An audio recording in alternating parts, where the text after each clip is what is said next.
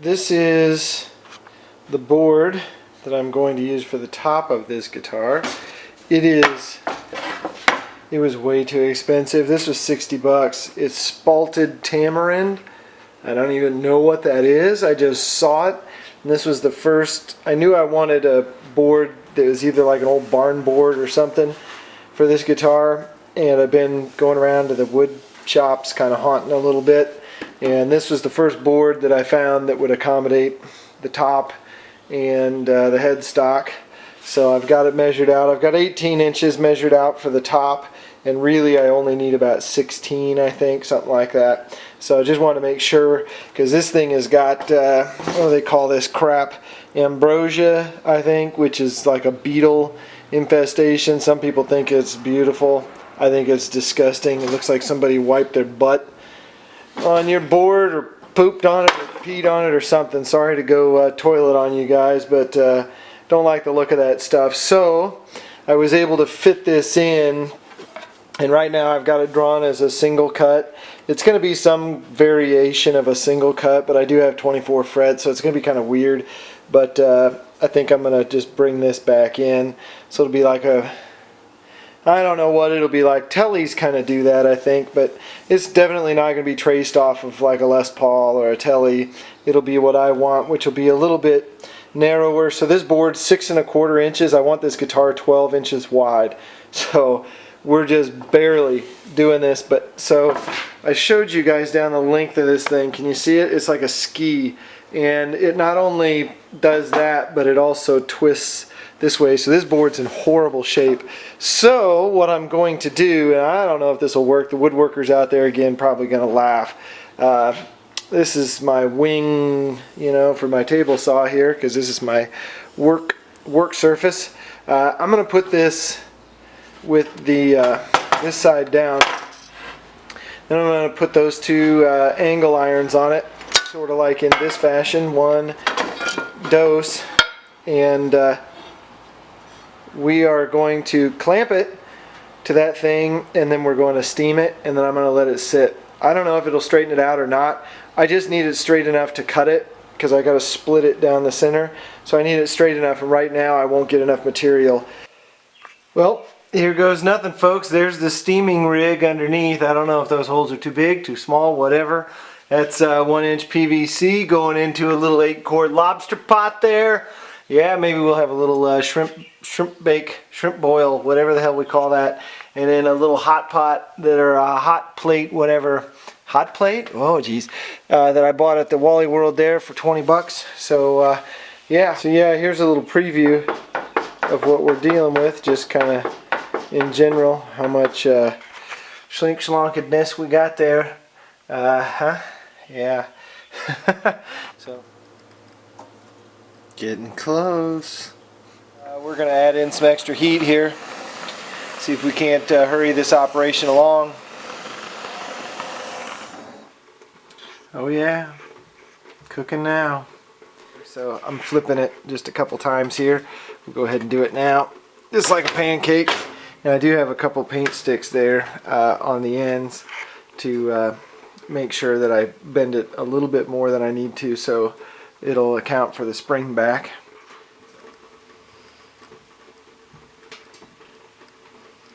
Now it's getting really exciting. I decided to put a tent over it just to keep the steam in there. I don't know if it'll help, but we're doing it. It's been steaming for quite some time. The wood's nice and warm. We'll flip it over here. There's a couple little wet spots there. So we're going to put it with the high side up and try and center it as best as we can. Some of you guys may be wondering, yes, the sides of this table are aluminum. Actually, I wanted to, let's see, that's the funky side. I wanted to go like that right there.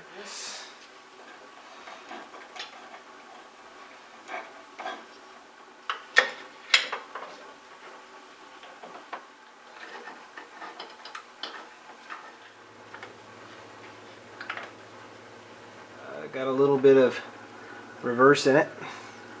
but that part is flat, you know, where the iron is. It's totally flat. So I'm gonna put the covers back on it, let it steam maybe another 15 minutes or so, and then turn the steam off and just let her sit all night.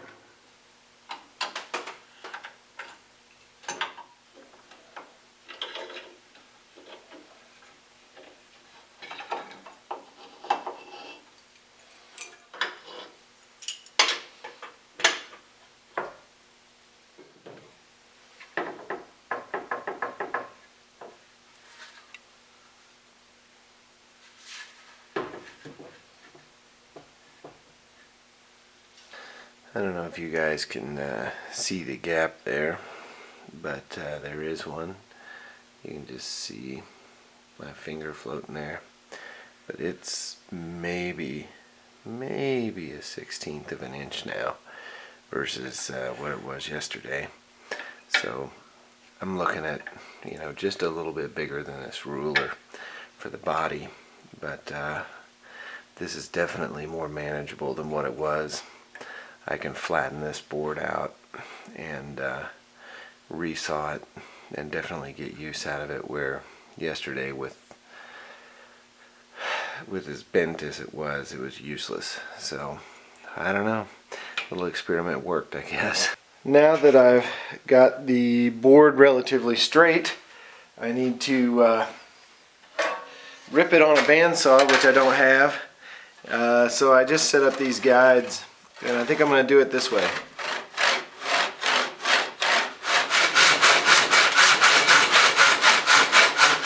Well, that little operation took entirely way too long, so yeah, let's separate these two.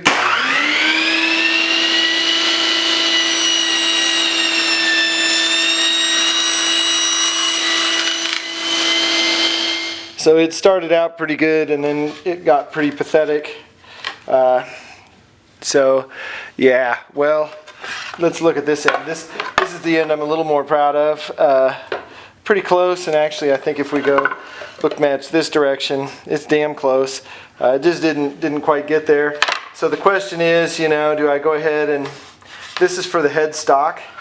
So the question is, do I go ahead and book match the headstock and you know, make it book match so the headstock would be maybe like here. That would be pretty cool. Or do I just go bam and use this as the headstock? You know, that's definitely the easy way. I do kind of like how this gray is kind of crawling up through there. That's pretty sweet. I don't like this beetle mark or whatever the hell that is. So that won't make the cut. That would be pretty interesting. The steaming helped the board. I don't want to say that it didn't, but it still has just enough of a crown that I can't split it right down the center. Doing it by hand is not going to work. So what I've done, let me adjust the camera here, is I've clamped angle iron to both sides, and believe it or not, that makes the board very flat on both sides. I took a straight edge on there. It is just dead flat. So what I'm going to do is I'm going to run it through the jointer on this side, flip the clamps over, run it through the jointer on the other side. That'll let me book match either side that I want to.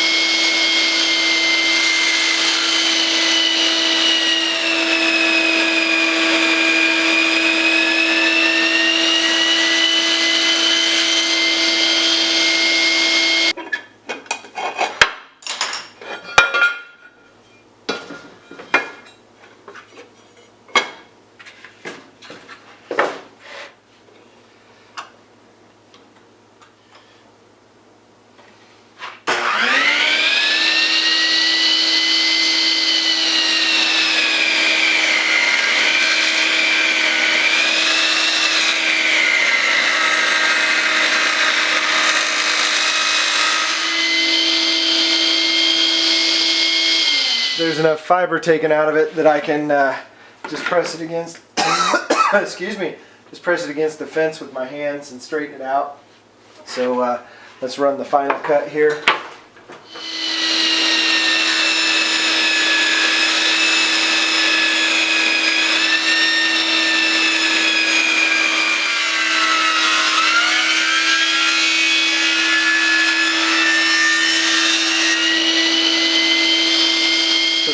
looking at for the body.